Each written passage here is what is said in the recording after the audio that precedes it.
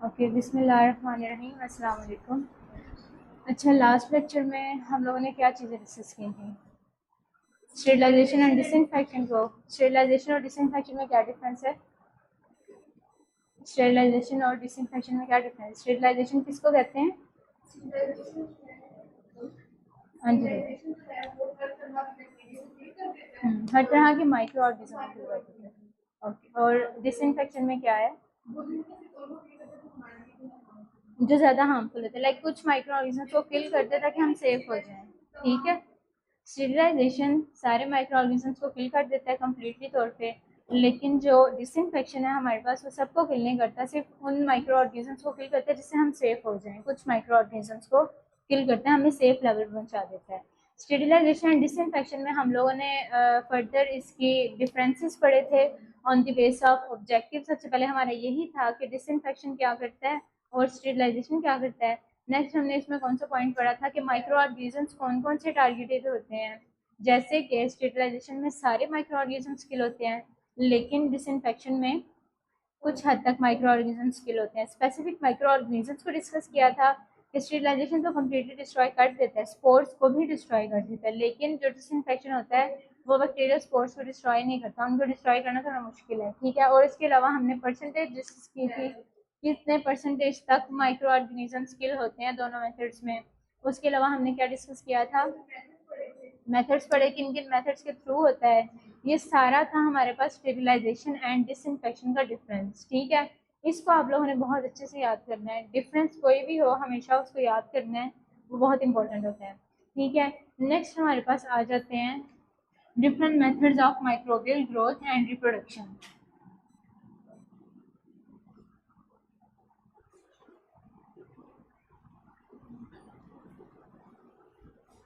Microbial growth का क्या मतलब है? हाँ, microbial growth and reproduction means हमने वो मेथड्स पढ़ने हैं, वो तरीके पढ़ने हैं जिसके थ्रू माइक्रो ऑर्गेनिजम्स की ग्रोथ होती है फर्दर और रिप्रोडक्शन होती है, मतलब कि फर्दर ऑफस्प्रिंग्स प्रोड्यूस होते हैं। ग्रोथ उनकी अपनी होती है और फर्दर ऑफस्प्रिंग्स प्रोड्यूस होते हैं। ठीक है। ये तो था हमारे पास माइक्रोबियल ग्रोथ एंड रिप्रोडक्शन। इसके अगर हम डिफरेंट मेथड्स देखें तो हमारे पास बेसिकली तीन मेथड्स आ जाते हैं। First one binary fission, second one budding और third one spore formation.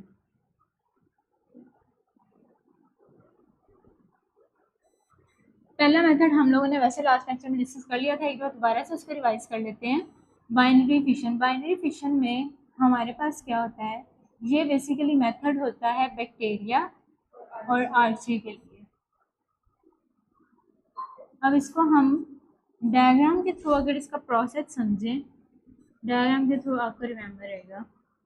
First of all हमारे पास होता है एक पेरेंट सेल, जैसे कि ये है आपके पास एक बैक्टीरियल सेल, उसके अंदर है आपके पास न्यूक्लियस।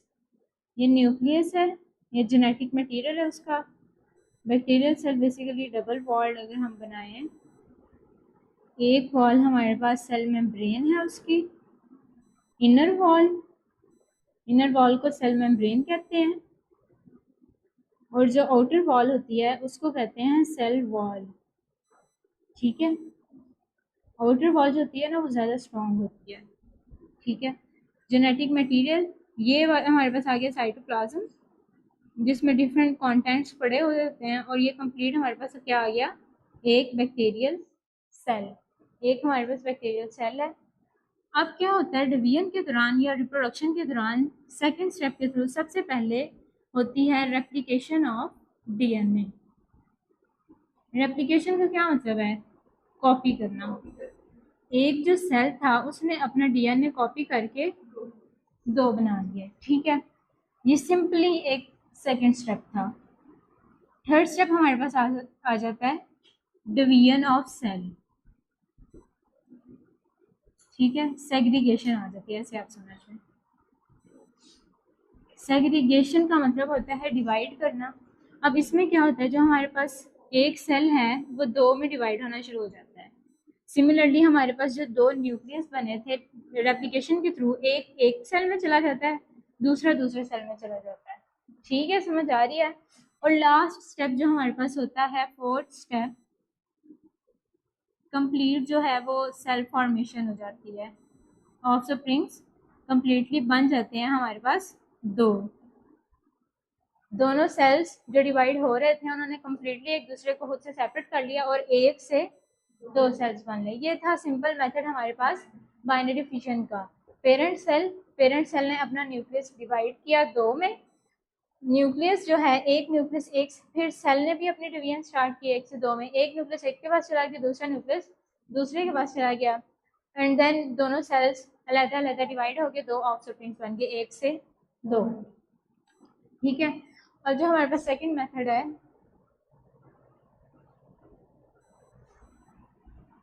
सेकंड मेथड हमारे पास बुडिंग का है।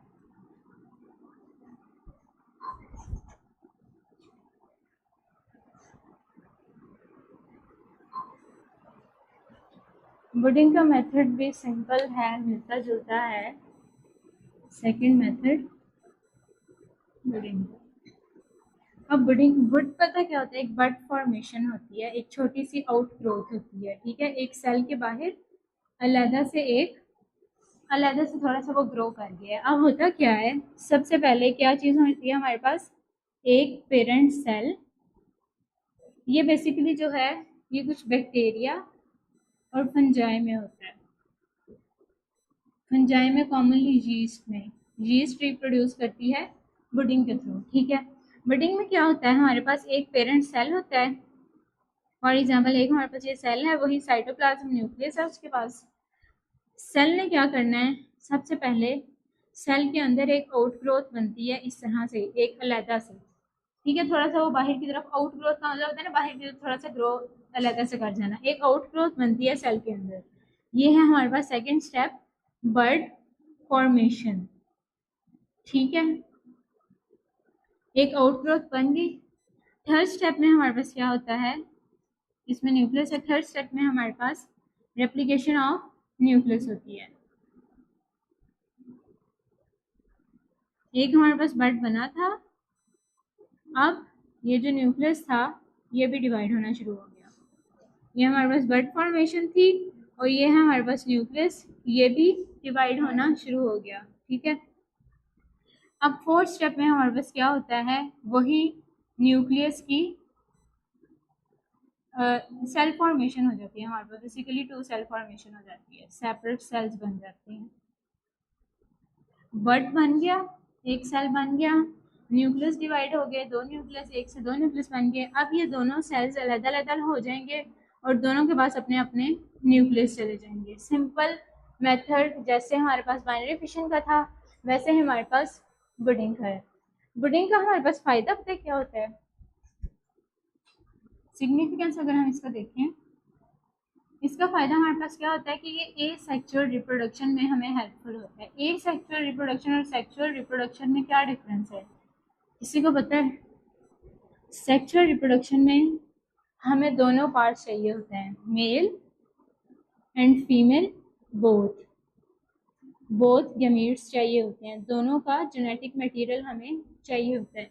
लेकिन बडिंग का फायदा हमारे पास ये होता है कि इसमें एसेक्सुअल रिप्रोडक्शन होती है। मतलब कि हमारे पास अगर एक सिंगल सेल भी है ना, अगर एक सिंगल मेल है तो भी वो रिप्रोड्यूस हो जाएगा, सिंगल फीमेल है तो वो भी रिप्रोड्यूस हो जाएगा, एक सेल भी हो जाएगा। हमें दो के जेनेटिक मटेरियल की जरूरत नहीं पड़ेगी, जस्ट एक सिंगल गैमीट के थ्रू भी ये डिवीजन हो जाएगी। और ये किस में होता है, यीस्ट में होता है और कुछ बैक्टीरियाज में। यीस्ट इज बेसिकली फंजाई, तो आप ऐसे याद रख सकते हो कि बैक्टीरिया और फंजाई में रिप्रोडक्शन होती है बडिंग के थ्रू। ठीक है, ये प्रोसेस भी हो गया। थर्ड वन जो हमारे पास आ जाता है,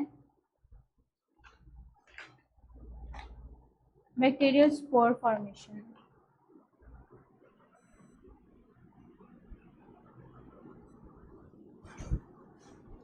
अच्छा, स्पोर का मैंने आप लोगों को लास्ट लेक्चर में बताया था, स्पोर क्या होता है। जब भी bacteria spore formation, spore basically क्या होता है कि इन केस बैक्टीरिया क्या करता है, अपना एक सेपरेट स्ट्रक्चर बना लेता है, एक स्पेशल स्ट्रक्चर। ठीक है, डिवीजन के थ्रू। वो स्पेशल स्ट्रक्चर होता है स्पोर। और स्पोर और नॉर्मल सेल में डिफरेंस ये है कि अगर इन्वायरमेंट में कभी भी कोई हार्श कंडीशन आ जाए, जैसे कि कुछ बैक्टीरियाज होते हैं, एक स्पेसिफिक टेम्परेचर होता है, लो टेम्परेचर पे फर्ज करें वो एग्जिस्ट करते हैं। अगर इन्वायरमेंट में थोड़ा सा लो टेम्परेचर से हाई टेम्परेचर जा रहा है तो ये स्पोर उस टेम्परेचर को भी बियर कर लेंगे, ये जिंदा रह लेंगे, इनको कोई नुकसान नहीं पहुंचेगा। इसलिए स्पोर स्पेसिफिकली रेजिस्ट करते हैं हार्श इन्वायरमेंट को। ठीक है, ये है बैक्टीरियल स्पोर का काम कि बैक्टीरिया अपने को स्पेशल स्ट्रक्चर बनाता है जिनको स्पोर कहते हैं, और स्पोर रेजिस्ट कर जाते हैं इस हार्श एनवायरनमेंट को। ठीक है, अब स्पोर फॉर्मेशन में हमने बेसिकली ये स्पोर फॉर्मेशन ही डिस्कस करने के बैक्टीरिया कैसे अपने स्पोर्स बनाता है, इसके प्रोसेस को। अब ये तो आपको पता चल गया, ये बैक्टीरिया में होता है, फंजाई में भी होता है, ये ऑर्गेनिजम्स हैं जो इसके थ्रू रिप्रोड्यूस करते हैं। अब इसके अगर हम प्रोसीजर को डिस्कस करें, सबसे पहले हमारे पास होता है एक सेल है हमारे पास। सबसे पहले जो स्टेज आती है ना वो है ऑनसेट स्टेज। अच्छा, इस सेल के अंदर इसका जेनेटिक मटेरियल पड़ा हुआ ये सारा। ठीक है, पहला स्टेप हमारे पास ऑनसेट। ऑनसेट का मतलब होता है शुरू करना। ठीक है, इसके अंदर ये इसका जेनेटिक मटेरियल पड़ा हुआ सारा। अब ये क्या करता है, जैसे शुरू करना है जब इसने, ये एक बाउंड्री बनाना शुरू कर देता है सेपरेट, जिसने सेल बनाना है उसके लिए एक बाउंड्री बनाना शुरू कर देता है। ठीक है, ये हमारे पास सेपरेट सेल फॉर्मेशन शुरू हो गया जिसके अंदर उसका अपना जेनेटिक मटेरियल पड़ा होता है, एक बाउंड्री बनाना शुरू कर देता है। ऑनसेट स्टेज में बाउंड्री फॉर्मेशन होती है। अब नेक्स्ट स्टेप में हमारे पास क्या होता है, सेकेंड स्टेप। फर्स्ट स्टेप हमारे पास ऑनसेट, सेकेंड स्टेप में हमारे पास अब ऐसे समझे इसकी सेपरेशन स्टार्ट हो जाती है, वॉल फॉर्मेशन। पहले में उसने लाइट बाउंड्री बनानी शुरू कर दी अपने दरमियान और दूसरे सेल के दरमियान। दूसरे स्टेप में क्या होता है, इसके दरमियान सेल वॉल बननी शुरू हो जाती है प्रॉपर। जिस तरह एक सेल की सेल वॉल होती है ना, इसी तरह उसके ऑफ स्प्रिंग की भी सेल वॉल बननी शुरू हो जाती है डबल। पहले मेम्ब्रेन थी, मैंने आपको बताया कि इनर जो वॉल होती है उसको सेल मेम्ब्रेन कहते हैं, और जो आउटर वॉल होती है उसको सेल वॉल कहते हैं। इसकी प्रॉपर एक सेल वॉल फॉर्मेशन स्टार्ट हो जाती है। अब अगर थर्ड स्टेप पे जाएं, थर्ड स्टेप में इसकी इनगल्फमेंट स्टार्ट हो जाती है। इनगल्फमेंट का क्या मतलब होता है, इनगल्फमेंट का मतलब होता है अपने अंदर निकलना, खा लेना उसको। अब इनगल्फमेंट यहाँ पे क्यों यूज है ये देखें आप। जब ये एक सेल बना है तो क्या आपको ऐसे नहीं लग रहा कि इसने इस सेल को खाया हुआ अपने अंदर खा लिया इस सेल को।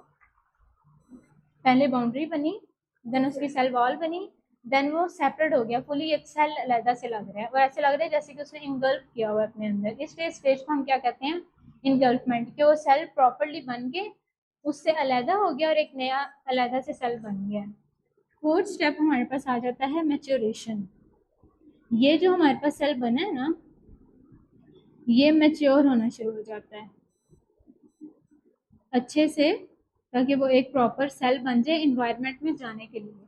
मैच्योरेशन से आपको याद रहेगा, मैच्योर होता है। इनगल्फमेंट से आपको याद रहेगा कि वो इस तरह से अलग होते थे जैसे वो फील होता है जैसे उसने उसको खाया हुआ, इनगल्फ किया हुआ है, वो अपने आप को सेपरेट कर लेता है प्रॉपरली। मैच्योरेशन स्टेट के बाद हमारे पास आ जाती है लाइसिस। लाइसिस का क्या मतलब होता है, लाइसिस का मतलब होता है ब्रेकडाउन। अब ब्रेकडाउन से आपको क्या लग रहा है कि ये दोनों सेल्स सेपरेट सेपरेट हो जाएंगे। पहले एक के अंदर दो थे, अब दोनों सेल्स जो हैं वो सेपरेट हो जाएंगे। Lysis means breakdown. जहाँ पे भी लाइसिस मोस्टली यूज होता है, ऐसे जो प्रोसेस होते हैं ना, आप लोग वो भी पढ़ोगे, माइटोसिस मियोसिस जैसे आप लोग पढ़ते हो, उसमें भी लाइसिस हो रही है। तो लाइसिस आप लोग याद रखना, जहाँ भी वर्ड आएगा उसका मतलब है ब्रेकडाउन। लाइसिस होगी, हमारे दोनों दोनों सेल्स सेपरेट हो गए। अब फर्दर इस सेल के आगे फर्दर मैच्योरेशन होती है जिसमें हमारे पास डिफरेंट स्टेप्स आ जाते हैं, जैसे वेजिटेशन स्टेज आ जाती है हमारे पास, स्टारवेशन आ जाती है। यहाँ इन स्टेजेस में ये सेल्स मैच्योर हो रहे होते हैं बेसिकली। मैच्योर किस लिए हो रहे होते हैं? क्योंकि उन्होंने रेजिस्ट करना है हार्श इन्वायरमेंट को। अगर उन्हें किसी मुश्किल इन्वायरमेंट में जाना पड़ जाए तो उन्होंने रेजिस्ट करना है उसको। स्पोर फॉर्मेशन बेसिकली यही है ना, स्पोर बनते ही इसीलिए हैं कि वो हार्श इन्वायरमेंट को फेस कर सकें। तो इन स्टेजेस के थ्रू उसकी मैचुरेशन होती है फर्दर, ताकि इनके स्टारवेशन का क्या मतलब होता है? भूखा रहना, फाका होना। कि अगर इस केस में इसका ये मतलब है कि अगर उनको हार्श इन्वायरमेंट मिलती है, ठीक है, तो उनको वहां पे भी रहना आ जाएगा, वो रजिस्ट कर लेंगे उस जगह को। ये वाला स्टेप, ये वाला मेथड थोड़ा सा डिफरेंट था, थोड़ी सी ज़्यादा स्टेजेस है। बर्ड फॉर्मेशन और बाइनरी फिशन सिंपल मेथड्स थे, ठीक है। इन तीनों मेथड्स की आपको समझ आ गई है? बिल्कुल सही समझ आ गई है। मेथड्स प्रोसीजर्स जो इस तरह के होते हैं नहीं, आप लोगों ने लाजमी, एक तो स्टेरिलाइजेशन डिसइंफेक्शन का डिफरेंस, और दूसरा कि जिस तरह के जो मेथड्स होते हैं आप लोगों ने लाजमी याद रखने हैं। इसमें आप लोगों को क्वेश्चन है? नहीं। सबसे पहला मेथड हमारे पास कौन सा था? Binary fission. Munib, second method कौन सा था? सेकंड मेथड कौन सा था हमारे पास? बडिंग, बड फॉर्मेशन। किस चीज का मेथड है ये? इसमें क्या होता है? पेरेंट सेल डिवाइड होता है और अपना एक नया ऑफस्प्रिंग डॉटर सेल बनाता है, ठीक है। ये सारे मेथड इसीलिए यूज होते हैं कि एक पेरेंट सेल आगे से अपने ऑफस्प्रिंग्स बनाता है। और थर्ड मेथड हमारे पास कौन सा था? Spore formation. स्पोर का क्या मतलब होता है? एक ऐसा स्पेसिफिक स्ट्रक्चर जो हार्श इन्वायरमेंट को फेस कर सके, रेजिस्ट कर सके उसे हार्श। इसीलिए तो हम कहते हैं कि स्टेरिलाइजेशन में हमारे पास क्या होता है कि स्पोर्स को भी वो किल कर देता है। लेकिन जो हमारे पास डिसइंफेक्शन है ना, जो एक माइल्ड मेथड है क्लीनिंग करने का, उसमें हमारे पास स्पोर्स बिल्कुल डिस्ट्रॉय नहीं होते, क्योंकि स्पोर्स को डिस्ट्रॉय करना थोड़ा सा मुश्किल है, जो हम स्टेरिलाइजेशन के थ्रू करते हैं। अब आप लोगों को समझ आ गई वो स्पोर्स जो हमने वहां पे डिस्कस किए थे? तीनों मेथड समझ आ गए हैं? कोई क्वेश्चन है इसमें तो पूछना है आप लोग।